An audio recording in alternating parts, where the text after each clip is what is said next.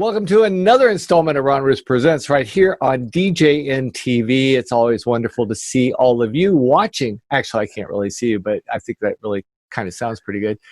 Today, today, my special guest calling from his aquarium where he just came up for air and went back down again is my good friend, Howard Walstein. Howard owns a company called Kids Dance, and he is located in Minneapolis, Minnesota. And I got to tell you, Howard, it's wonderful seeing you, man. I love. You know what I love about you? I love your smile. Every time I look at you, you're wearing a smile, my friend. Yeah, it just makes everyone look a little bit more attractive, I think. Yeah, well, does it, here, let me see. Does this help, Howard? Yeah. It helps. It does. You liar. So Howard, before we're going to be talking today about how creative and innovative you become during this interruption in business and life. We're going to get into that in just a few moments, but I think it's important for people to really understand your background, because you didn't just start doing what you do yesterday. You've been around for a while. Why don't you give me a little of the history of how you got started and how you got Kids Dance going? Well, I started my company as Total Entertainment. Okay. Back in 1982. I had worked for about 38 years now. Wow. I had been DJing since I was about 13 years old. I think that's like 1976, around that era. But I mean, nothing, major. But it's like when I started working for somebody else, I got a job working at a roller skating rink, and I noticed that people were asking, "Hey, do you do these mobily? Can you come out and do events?" And so I started kind of fooling around with that. I worked for a company for a while. But 1982, I got my started, and about 10 years into it, I think I went to Mobile Beat about 1998. And I decided that there are too many companies like Ultimate Entertainment, Total Entertainment, Partial Entertainment. We all had full scale. We all had these just kind of generic names to kind of sound cool. And what I decided was I needed to rebrand, and I divided my company into adult parties and kids parties. And then I really super marketed the kids parties. That's my background, is marketing or for advertising. Right. And it was funny because when I started doing that, I'd send out postcards, and I remember getting a phone call from somebody from the Taste of Minnesota, and they said, "Oh, I'm so glad that we finally have a kids DJ company in town." Well, I've been in town, for 10 years, but because I had marketed as a kids DJ company, and I called it America's Interactive DJs for Kids. Right. All of a sudden, we have more confidence in restaurants like McDonald's, because you know what to expect, than you have mom and pop stores in some ways, which is kind of a sad notion, but people like to be part of a wave, something that's popular. So, right. So we've been doing a fairly steady amount of shows. At our peak in the last couple of years, we've done about 700 events a year. The hard part, quite honestly, is maintaining staff levels, because staff kind of come and go, and you have to kind of retrain. And the concept of what we deliver is we can kind of teach somebody who's young to be fairly fluent at doing this, because it's a cool program. And we even have liners like you'd listen to on radio stations and sweeps like that. Right. So somebody with a squeaky young voice can kind of sound somewhat confident and sound fairly professional. So a couple of questions for you. One is that you well, it's really in the question I want you to address, because I know in those 700 events that you do on average every year, you play with the big boys. You're out there with some pretty big, heavy hitters when it comes to the events that you do.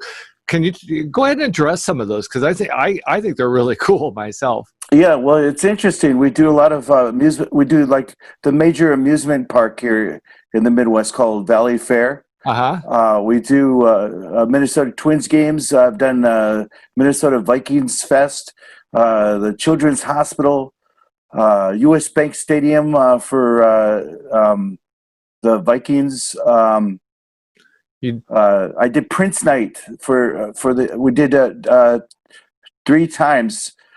So they set me up on a balcony overlooking Target Field, and I played awesome Prince music, and that was pretty cool.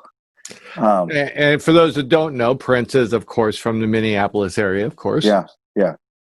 And then we do a number of parties. Gets us in the door for children's museum. We also kind of branched out to some other cities, but mostly like Phoenix, Scottsdale area, Lifetime Fitness. We do a lot of races, kids races, YMCA, and it's a good, cool thing because when somebody books me, a lot of times they're not just booking me for one event; they're booking me for 10 events. You know what I mean? And so that's impressive. I mean, that really is. I mean, it takes some effort to be able to make that happen, and a lot of go-getter. You have to be a real go-getter in order to make that happen. I know that maybe sounds a little dated, but it's interesting. I found that it was easier to book 3 events than it was to book 1 event. Really? Because you have to do the same amount of work. Yeah. To book 3 events, and then what happens is if you really want to be a single op, you're turning down most of your events. I actually lost my first business partner in 1981 because he thought we were growing too big. He said, "Why do you want to do so much?" And I said, "How many shows did you turn down this week?" And he'd give me a number, and I'd think, "Well, that's ridiculous. I can find DJs, I can get equipment to do that." And I just found that it was easier to do that. And I got tired of doing weddings, by the way. We were doing maybe 200 weddings a year, and I decided to go more towards the bar mitzvah market. So I'm like Mr. Bar Mitzvah. I'm like the Howard Wallach of Minneapolis. Howard is out of Chicago. And we do quite a bit of bar and bat mitzvah receptions. And what I like about that is you really can make your mark with the dancers that you have. Your format's much different. And quite honestly, it allows me to be a kid. Although I'm an old man, it allows me to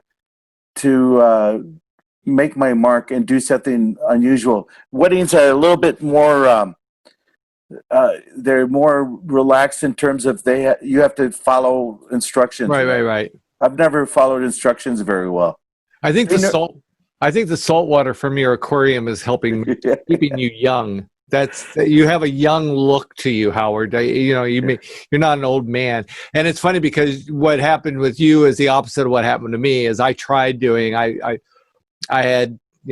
We tried here in the Midwest. I did in Kansas City. I tried doing mitzvahs, and and we were good at it. I mean, we got referrals out of it, and I was doing more. But I just decided, you know what, I'd rather do weddings. So my experience was just the polar opposite of yours. So part of my problem was I couldn't keep enough interactive dancers to keep the kids. So one last question before I know we're going to talk about how you've been innovative, but I really want to know, you have, how many team members do you have? How many dancers, how many DJs do you have? Well, on any given time, it's normally about a dozen people that work, and some people come in and out. I've got some people that will literally come back for Halloween events. Or Valentine's Day events, so they won't be working as often. But the key core 12 people are normally working consistently. So how many of those are dancers? How many of them are DJs, or are they all DJs? They're kind of they start out as dancers a lot of times, and then they become DJs. Because I find that it's a different talent set to be a dancer than it is a DJ. I know a lot of my DJ friends say, "Oh, I could do that as well." But these dances are pretty good. It's like if I could spin on my head, I would, but I would hurt myself. Uh, but the other thing too is I've just turned 60 years old this month. So at 60, it's much harder to have kids relate to you as a 13-year-old. I'm way older than their parents. So by having younger dancers, they can get in their face. They can really connect with the kids.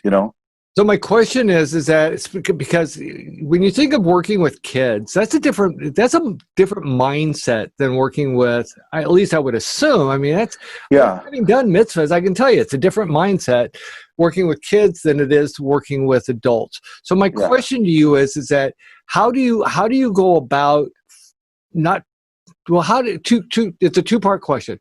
How do you go about finding these dancers, and then what characteristics are you looking for in these individuals before you hire them? Well, I found most of my talent on events, because some of them really were awesome on the dance floor. Some of them were highly beloved by the kids that they were under their tutelage. You know what I mean? The kids just swarm around them, and it's like, "Oh, you'd make a great dancer or DJ. Come work for me." And you would normally actually recruit from the people that were dancing at your party? Oh yeah, that's awesome. That happens a lot. We also do auditions, but I haven't done as many lately. And quite honestly, the number one source is once you put yourself into that group of people that dance, there's like a dance community. And so my number one way to get dancers is through referrals. So it seems like everyone knows each other. Yeah. And so they try, or they see my stuff on Facebook, because I post a lot on Facebook, and they go, "Oh, you're a dancer, Fanaka." That's the guy's name, is Fanaka. He's absolutely phenomenal. But they go, "I want to do that. That looks so fun." And so you have a high presence on that. And, it allows me to be playful. It's like the difference is you're experimenting a little bit more than I would for somebody's wedding, I think. Okay, so I don't know if there's a short answer to this. I'm going to try for one. Just for people that may be listening and or watching and going, "Wow, that sounds like something I might want to try to do." With that many people, are these employees or are they all subcontractors? Well, I've done subcontracting because I find that it's really cool that these people can start their own business, and some of them will run their own identities. So a lot of my DJs like to do weddings. This way they can book weddings, or I can refer them that way. But they can do more of, some are club DJs, so they like to do club work. I just find that it's easier to have everything going as a subcontractor. That makes sense. Makes sense. Yeah. Okay. Cool. All right. So, for anyone watching, we are right now just kind of put a date stamp on what's happening. This is the end of May. We are actually the 29th of May, and we are just now coming like phase 1 out of quarantine, lockdown, pandemic, whatever you want to call it. But we went from stay at home to safe at home. That's what they call it here. And next week, some of the bars open up, or restaurants open up outside, where they've kind of space everyone. The key word is social spacing, I guess. Right? Or social distancing, yeah. Yes. So Howard, you haven't been sitting around twiddling your thumbs. You've been actually trying to come up with ideas to not only keep your business going, but to also help move it forward and maybe be prepared for whatever the new reality might be for us on the other side of this thing. So why don't you talk a little bit about it? I know that let's start with, you've been doing virtual kid dances, have you not? Right. Well, the scary thing that happened was, this happened very quickly, and we thought we were just going to be in this situation for a couple weeks. Right. And it was really tough because people were calling and canceling, or a lot of them were canceling. So I was trying to change everyone from canceling to postponing. I would say this year we probably had, for the summer, we normally do about 100 events for like the month of June. And so I had a number of people who just simply didn't call for June and July and August. I've got a number of people that booked way in advance. Some prepaid the full amount, and they were kind of antsy about getting all their money back. Right.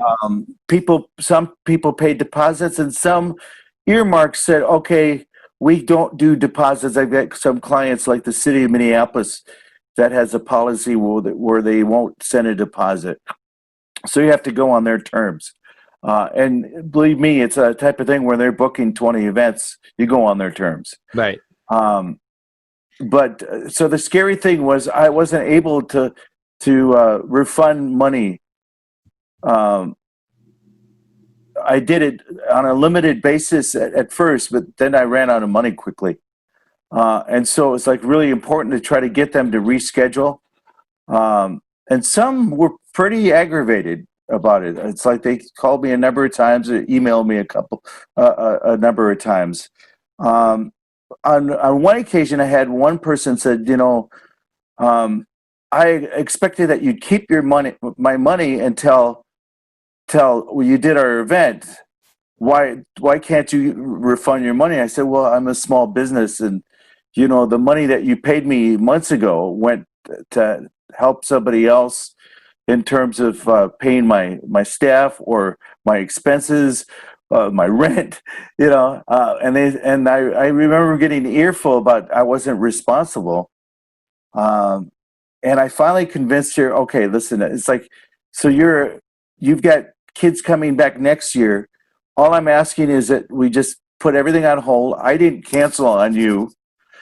You didn't cancel on me. This is just an act of God, And so it's quite interesting because this one person, after a few exchanges, finally kind of lightened up a little bit, And it was interesting because about 2 weeks later, I one of the first things I did was, what am I going to do? I can't do events. And I noticed that maybe mobile parties were the best way to go. And when I say mobile, I scoured the internet and I found a trailer for $350.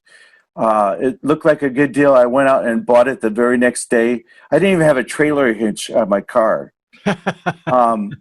So I had to have somebody pick up the trailer. And then I had a plumber friend kind of retrofit it so I could put trussing on it. So I can do outdoor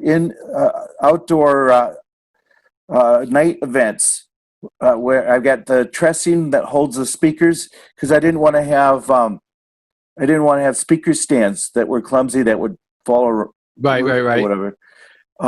And so the speakers actually go on piping, and the lights go on the trussing, just like it would be like for a regular show. I bought a trailer hitch, and I start booking mobile events where, I'm sure every city you see where somebody has a birthday party and then they do a parade. Well, I have become part of the parade, and I just kind of dawdle up front, and then I'm playing the music, and then they kind of pass by. And so we do 3 different type of events. One is virtual party. We do Zoom parties, which are fascinating. The first attempt at Zoom, I had one of my clients call me up, and they were canceling, and their event had about 1,000 to 1,500 people at it every year. And they had already prepaid me. So it was like one of those scary things about, I don't want to get in trouble with you, but how about this? Have you thought of ever doing a virtual party? And she loved the idea. We actually went to the district office. We set up, and the first attempt of doing a Zoom party or a Facebook party, we were on the evening news because they had called the evening news about it. We had, at any given time, over 300 people watching. we had 5,000 views Oh, wow. from the first party that we did, and we had some quirky things happen, but it looked pretty good on the whole. But that was a good start. I've since had many more virtual events, and the part that is scary is you got to get past the technical problems, and so you have to work through those. And I really commend the DJs who've been going on every day and doing their jams and whatever. And I really commend the people who keep DJing, because Right. it's real easy to lose that talent. I notice that I'm very rusty if I'm not DJing, and I'm used to doing 5 shows a week, sometimes more. And so that's kind of a scary notion of, oh, I can't remember names of songs. I got to remember it's been so long, you know. The enthusiasm's there. The virtual parties are number one. Number two is the drive-by parties, where we're just literally like driving around the block and whatever. Yeah, I love that how you told me one time, you said that you have given new meaning to the word mobile DJ, Mobile. because you're like you don't stop, you just do a crawl through a neighborhood. Yeah. And then if people want to follow you, I guess they follow you, like the ice cream truck, you know? Yeah, exactly. The idea was to kind of take off of kind of the old ice cream trucks as we were kids. Yeah. Rob Peters does this with bubbles, and he'll go through the neighborhood with bubbles. And, you know, I think we're all opening up at different times. I think we have different things that are causing us to really rethink what we're doing. In my case, we are a very liberal community. I get really concerned about combating judgmental critics about, you know, how dare you, you're causing the spread of the virus or whatever. Right. So we're trying to do everything possible to go by CDC rules and protocols, such as social distancing, keeping the numbers down lower, keeping everyone 6 feet apart. So the third thing that we invented was it's the beach blanket block party. Yes. Kind of from our era, from the beach blanket parties years ago. We're aging ourselves here, but beach blanket block party. So the idea was you bring a blanket, you put the blanket on the floor, and you spread the blankets out, and you just dance on the blankets. And so it's a good gimmick. It's working pretty good. Although I've noticed that some of the events that we're doing, they're just simply distancing. And then now that we're opening up a little bit more, people are a little bit more liberal about what they consider social distancing. Yes. I've got a new word. I call it uncanceled. So all of a sudden what's happened is they've shut everything down. We've been sitting quarantined for about 2 months. The kids are going nuts. And it's a type of thing where you got to have something for these kids to do, because at some point they're absolutely just, you know, at some point they just can't stand it anymore. And it's interesting.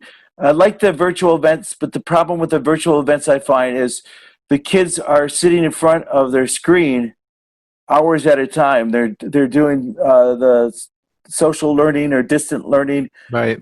They're doing the video games. They're watching movies or whatever, YouTube and whatever. And so you're just giving them another reason to sit in front of the computer, you know. So I like the physical event of what we're doing. I threw my first party. Once I got the trailer, I had to wait for it to warm up a little bit because it's cold here in Minneapolis, and it takes a long time. Not like Kansas City even, you know.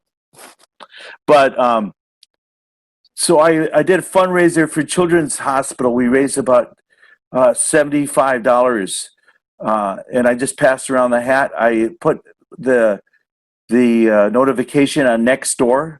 That's a great place because you can go into all the different Nextdoors and promote yourself. I personally like Facebook a lot, and I like Instagram because that's where the numbers seem to be. Okay, so one old guy to another old guy. Is Nextdoor part of Facebook? I've not heard that one before. Next door is on the internet. If you kind of Google it, every neighborhood has a kind of a meeting place, kind of Oh, over the. yeah, so it's not connected No, directly to. Okay, that's what I was no. asking. Yeah. Okay. So I did that for my local one. We got about. I didn't want to have too many kids because once again, you don't want people Right. being upset. But we got about 20 people. We were hoping to get maybe 10, and we spaced them out, and it worked out pretty good. At first, I was really reluctant because it's the type of thing where you don't want to be the person that upsets everybody, and that's not necessarily good for your brand. I had some guy with a phone to his ear, and he's got it out like this, and I'm thinking, oh, he's calling the police. This brings back the era for when I was a kid, where I was playing too loud of music, and the cops are coming, and they're saying, "Turn this thing down." But so I thought he's calling the cops, and I thought, okay, at tops, I got 10 minutes here. Instead, he's calling his neighbors, saying, "Come on over. This is absolutely phenomenal." And the same guy who's got the phone to his ear hands me a $50 bill, and he says, "Can you stay about 10 minutes longer?" They're very appreciative. These audience are extremely appreciative. I did an event last night, and I skipped over this. So one of the clients that was upset at me that I didn't refund her money, but I had to transfer the money for next year. I called up after I got the trailer, and I said, "Hey, look, I got this idea. I want to do a drive-by. I won't charge you anything. I'll just pass around the hat if you want to do that, and I can do that for you." And she said, "I love the idea. Let's do it."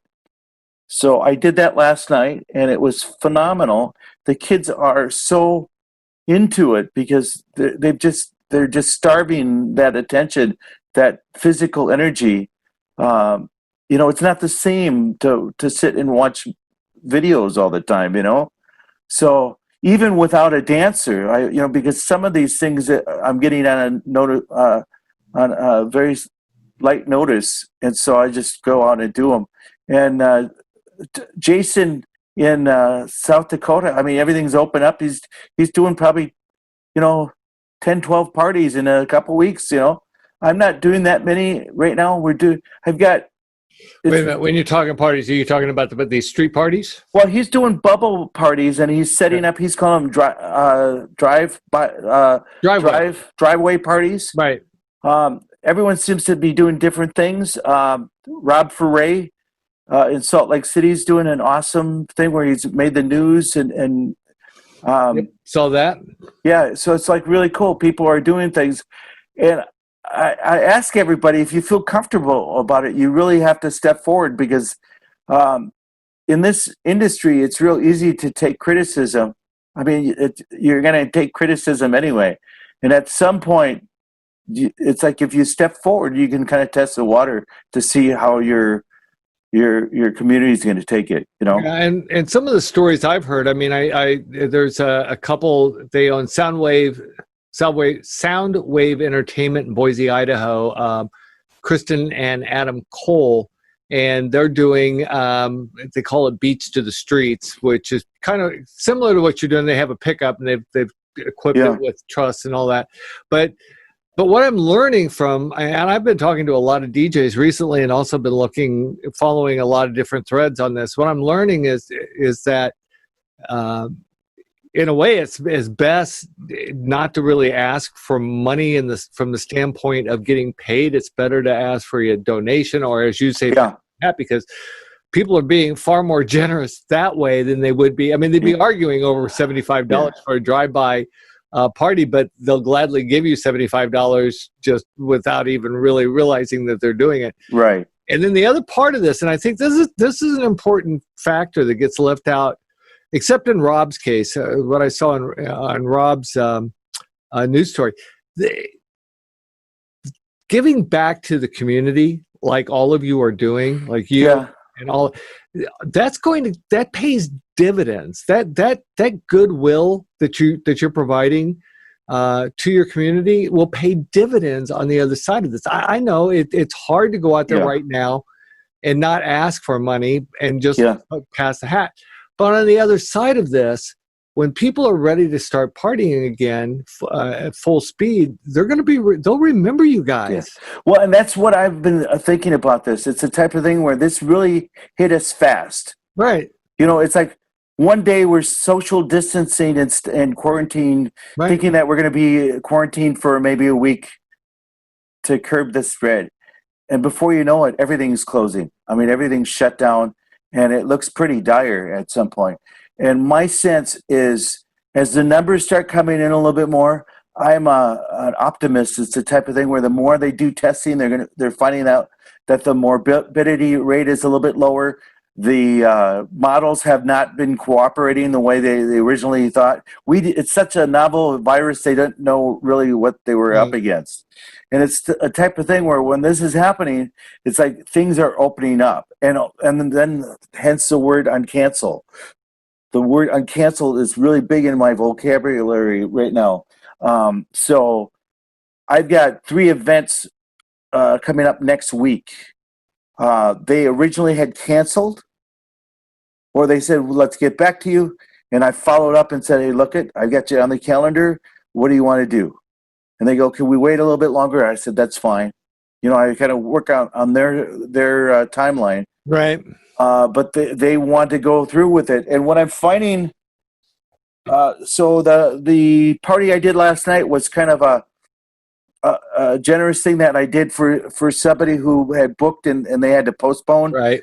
I've noticed that even their social distancing, they didn't want to do the beach blanket thing. They just, part of the problem is these kids are playing outdoors with each other, and if they haven't caught any sort of disease after 3 or 6 weeks, I mean, they're pretty close to. They're probably closer than brothers or sisters. You know what I mean? They kind of travel in packs.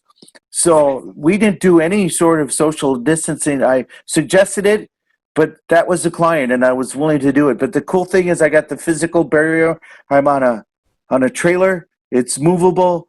There's a nice distance, so I can I can go from one neighborhood block party to another block party. My suggestion is get on the phone and start calling some of your leads with me. I'm lucky in terms of I've got a lot of contacts that I've worked with. Tomorrow, you're talking about doing things. My charity is Children's Hospitals of Minnesota. Tomorrow would have been an event that I did for the last 3 years at US Bank Stadium. And there were thousands of people there. And we'd have on stage a dancer and a DJ, and we just kill it. And they decided to just go virtual, and they decided to go live bands and whatever. But I'm taking that charity, and I'm still going to different neighborhoods and saying, hey, would you like to raise funds for Children's Hospital? So I'll pass a hat around for the charity, and also a hat for tips. And it's been working out fairly well.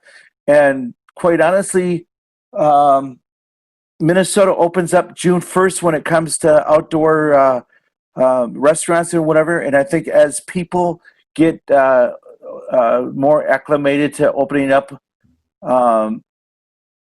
I think our numbers are going to start increasing really quickly. And like I said, next week it's 3 events. I'm literally taking calls where somebody said, listen, we can't go to the zoo. We can't go to Valley Fair. We can't go to Children's Museum. We can't go any sort of place. So we like the idea of doing our event in our play yard, and so they're opening up. I've got my big clients like New Horizon, KinderCare. They absolutely don't want any sort of outsider coming to their Well, you can't blame them in a way, yeah. which is fine.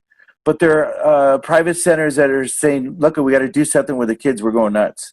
Yeah, because I don't know about there, but here they even closed down. A lot of the swimming pools are closed here, especially in the suburbs. So I want to go back before you talked. You gave really great in depth on the on the mobile DJ, and also on the virtual DJ. Let's talk a little bit about the beach blanket beach blanket. What do you call it? Beach It's blanket. beach blanket block party. Okay, beach blanket. Yeah. Okay, so I get the concept of party on your beach towel. Well, let me throw this out for a second because I know where you're going with this question, but so here in Minnesota we have the Twin Cities. We have Minneapolis and we Yeah. have St. Paul. Right. And one of the first things they did was they closed down all the parks. Okay. Okay, so I lost all the Minneapolis business for at least this summer. Okay.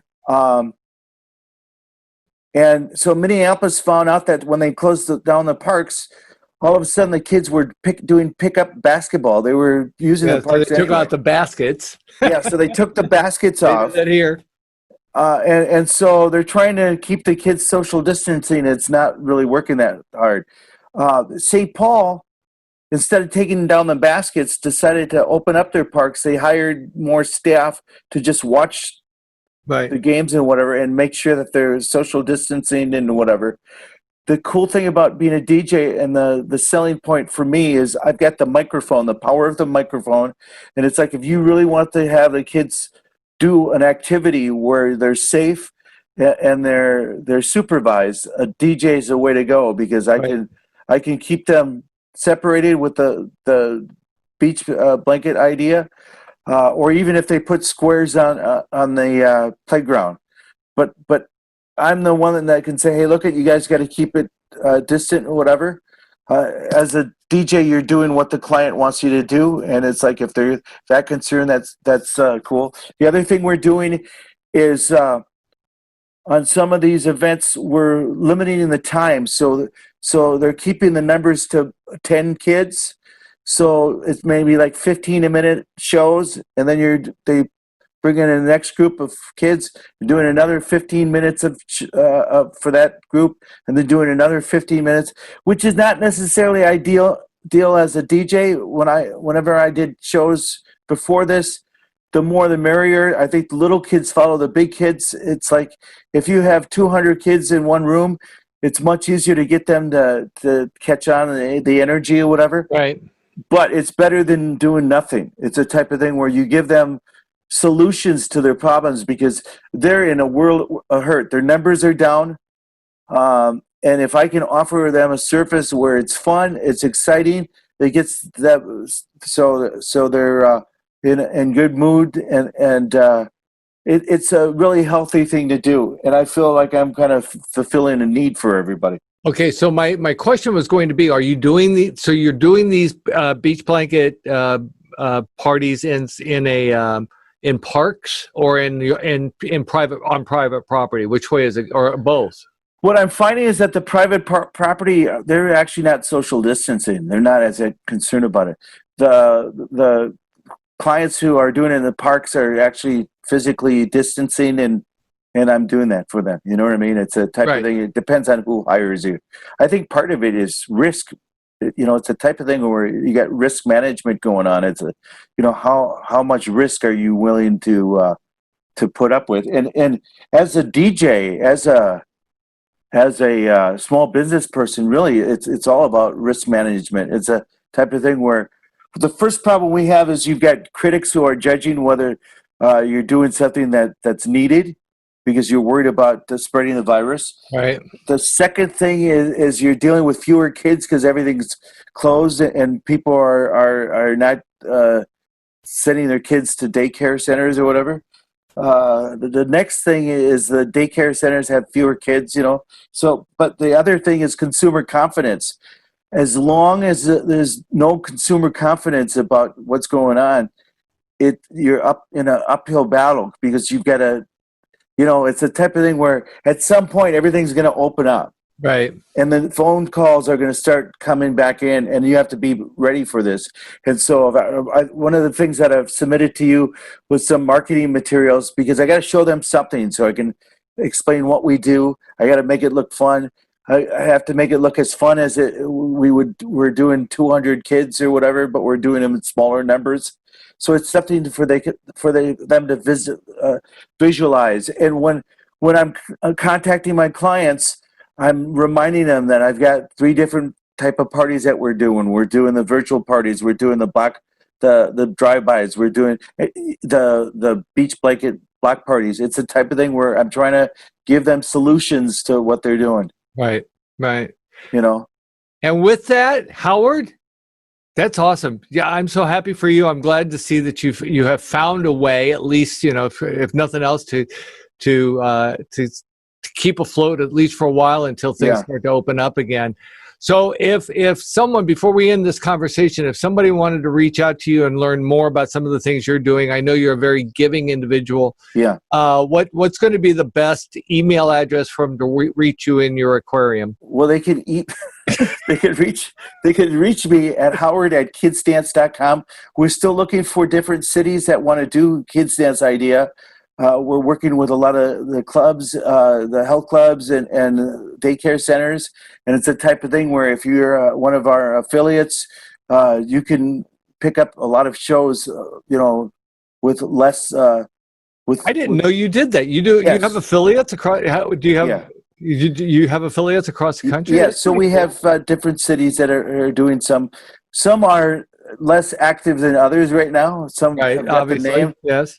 And right now, a lot of them are very inactive because of the COVID. Sure, yeah, to be expected. Issue. But I'm certainly willing to pick up more people, especially if you're doing kids events. Right. It's a feather in your cap because, like I said, I think people like a national idea, and it's easier to to sell that. The other thing is, even if you're doing it by yourself and you want some ideas, you're welcome to reach me on Facebook, Howard Walstein. Or howard@kidsdance.com. And I'm looking forward to having normal events. It's like it's going to take a while. It might even take as much as a year. But I feel that when this opens up, we might have a nice run on dates again. I think that we're at that stage. Look at it this way. I mean, even if things don't come back right away, I mean, there's going to be lifting of a lot of restrictions, and you have the three things that you just told me about. I could see more and more people doing more of those beach blanket parties, and also, maybe being able to work out something with the city so that you can go ahead and stop instead of having to roll through a neighborhood, and have a relationship with the police department. But so that you could actually do more of those parties. But those I could see can keep you going for a while, and not that that's what you want to do forever. Right. But I have a recommendation too. Oh, what's that? My recommendation is this. Now I do a lot of block parties. We do something called National Night Out, and we normally do that in August. It's normally the first Tuesday in August, and some municipalities call it something else. Some call it the Night to Unite. Some call it National Night Out. And I'm finding that those areas are a lot of homeowners associations, third-tier suburbs, people who have a little bit more money that are a little bit, it's like I don't really want to do something in an area where there's active cases of COVID going on and they're spreading it to the kids. If you're doing a third-tier suburb, it seems like the virus isn't spreading as fast. They're more open to it because they simply just they're not affected by COVID as much. Right. And so the homeowners associations, the next door areas where if you can like literally look at, in our area, it's maybe 30 minutes, 40 minutes outside of the main city. Mm-hmm. And if you've got contacts there, it's like reach your contacts, see if somebody wants to do some of these. And it's awful rewarding because it's the type of thing where if you have nothing planned in the future, there's nothing more devastating. You have to do something. Howard, it was awesome talking to you. Give me that smile again, and we'll swim out together. So for those of you watching, thank you again for joining me for Ron Ruth Presents. And if you have any questions of me, of course, you can reach me at ron@ronruth.com. And yes, and so I will see you shortly. I'm doing a lot of these now, so I will see you all very shortly. Thanks for watching. Say goodbye, Howard. Bye.